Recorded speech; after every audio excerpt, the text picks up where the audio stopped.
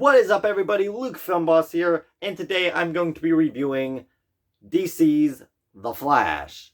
And this movie is doing really bad at the box office. This past weekend for Father's Day, overall the overall box office was a decent number, but it was so small, much smaller than it should have been.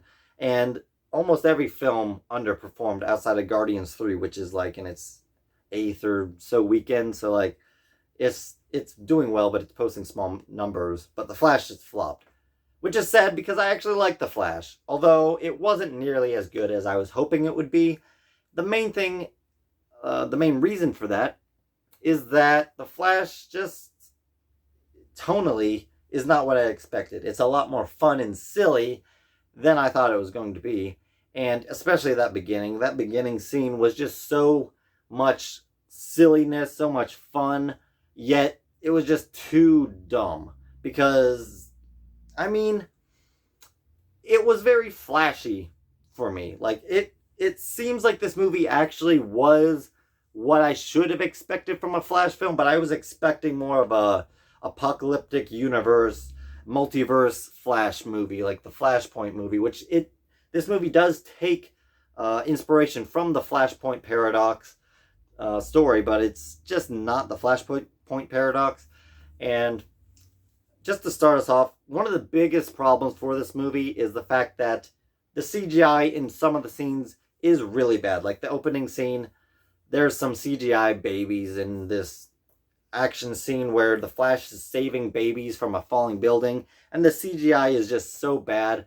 It almost made me like the scene more than it would have been with like realistic looking babies, but like only because I'm just watching this movie. I'm like, what is going on? Why are these babies falling out of a building, and why do they not look like real babies?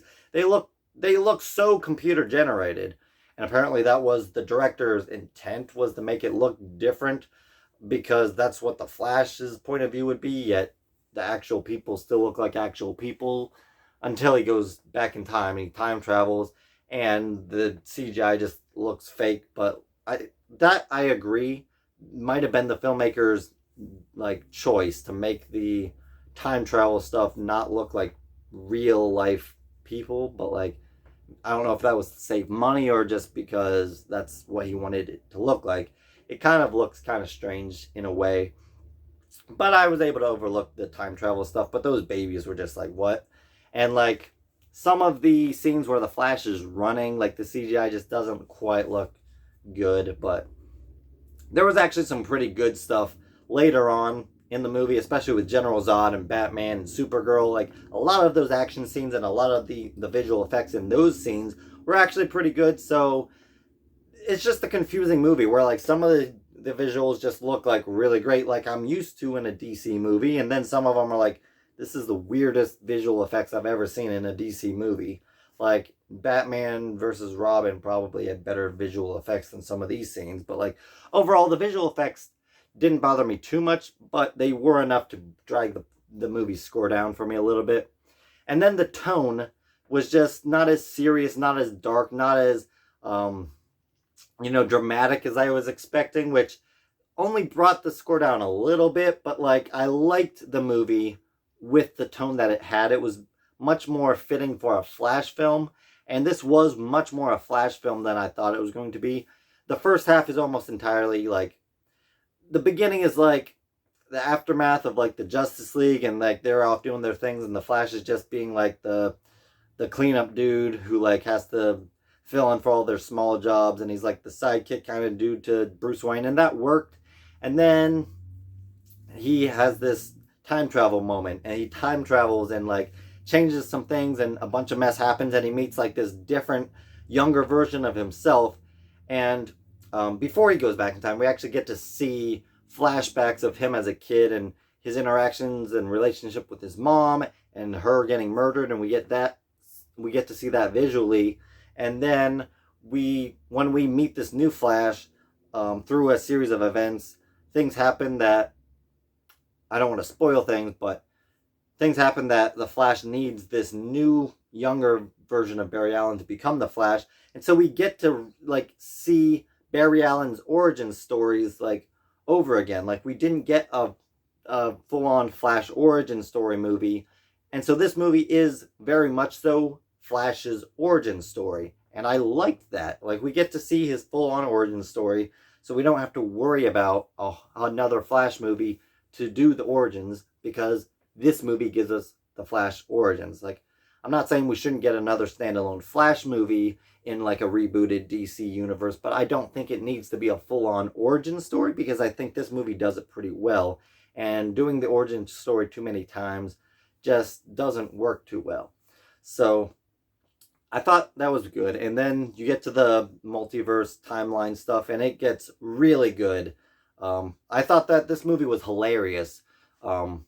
Before it gets to the multiverse stuff, and even after the multiverse stuff, it's still hilarious. But like, that's really what holds this movie together. It's just silly, and it's fun, and it's hilarious. I have never had a theater laugh so hard at a movie that I've been to. There was people in the back that I could hear just dying laughing. I'm like, it is pretty funny. Like, I laughed a whole lot. I don't know if it's the funniest comic book / superhero movie I've ever seen, but it's definitely, it's hilarious. Like, and I thought the humor was pretty good. Some people think it's dumb and like trying too hard to be funny. It made everybody laugh. Even the guy behind me, who was I could hear criticizing the movie for its bad special effects, saying it was so stupid, one of the worst movies ever seen. When the funny stuff happened, he was laughing along with everybody else. So, if anything, The Flash works as an effective comedy film. So, and I feel like that's kind of what the director was going for. And then we get to the cool final, like, multiverse. Got Michael Keaton Batman. We get Supergirl and all those action scenes, like getting Supergirl out, and when she gets out, and then fighting Zod and all that stuff. It's just so much. It's like DC fan just satisfaction, in my opinion. It's really good stuff. Narratively, I think the movie works pretty well. The problem is it's kind of confusing, because it starts off as like, there's just so much going on in this movie. It starts off as like this epilogue to Justice League, and then it goes into this Flash origin story / time travel movie, and then it goes into this full-on multiverse movie. And so there's so many things going on, and I think that is probably this movie's biggest downfall for most casual moviegoers. Like, I quite enjoyed it. I think it works. But I think that might be part of the reason, among a lot of other reasons, why this movie is failing so bad at the box office, is people are just confused as to what's going on. And people just aren't understanding what this movie is. They aren't understanding the tone. They're not understanding the characters. They're not understanding really any of it. And I admit that there's problems with this movie, but I still really enjoyed it. It's definitely not even near one of the best DC EU movies for me, which is, in my opinion, was one of the best franchises I had ever seen up until, Aquaman. No, even through, I'd say all the way up through Wonder Woman 1984. These movies, just outside of the 2017 Justice League and 2016 Suicide Squad, which were butchered to death, I think this is one of the most consistently good franchises, even maybe up through the James Gunn's The Suicide Squad.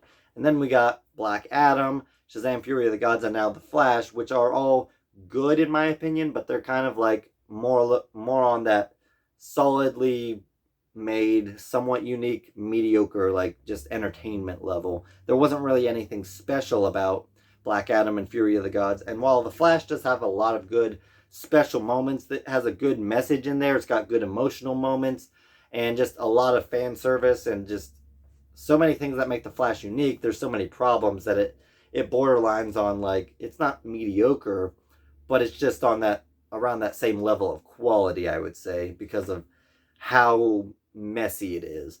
So I don't think it's a bad by any means. I think it's a flavorful, very fun mess, but it's a mess nonetheless. That rhymes. Mess nonetheless. But yeah. So The Flash, it has a really good ending. And at this point, though, I think that while everything is now connected through the multiverse, and The Flash has kind of created the multiverse now, I think, even though they're trying to keep Jason Momoa as Aquaman in here, I think that after Aquaman and the Lost Kingdom, unless that movie does extremely well at the box office, I think they should just do a full-on reboot. None of the old characters returning, except for maybe Margot Robbie as Harley Quinn, because they can work with that. I think they can work with her being, like, as long as they don't give her her own movies, like, if they want to include her in, like, this Batman Brave and the Bold movie or whatever, I think Margot Robbie is the only character that should and could return to this new DC universe as a side character. Because clearly she hasn't been a huge box office draw for the DC universe outside of maybe the first Suicide Squad, which probably was more so Will Smith that drew that in. So with this new DC universe, as we're looking forward, I think Blue Beetle is technically supposed to be the first film in that universe. Yes, I think it should be a full-on hard reboot. Should have no connectivity to the old DC universe at all. Not even any of the same actors, aside once again from Margot Robbie. And so that's my opinions. Flash just has a really good ending. A lot of fun cameos. It's just an overall, it's a fun movie and has an emotional conclusion. And it's actually pretty emotional through and through. I liked a lot of the characters. Michael Keaton as Batman gets some almost Ben Affleck level good fight scenes. And so, like, there's just a lot of good stuff here. I would say check it out. It's definitely more of a teenager / adult film. Like, there is a lot of somewhat inappropriate moments in this movie, but nothing that I would say is borderline bad. There is one F-bomb towards the end, so if you're, like, thinking to bring your kids or you have a problem with swearing, I didn't catch a whole lot of swearing, but then there's just an F-bomb randomly at the end.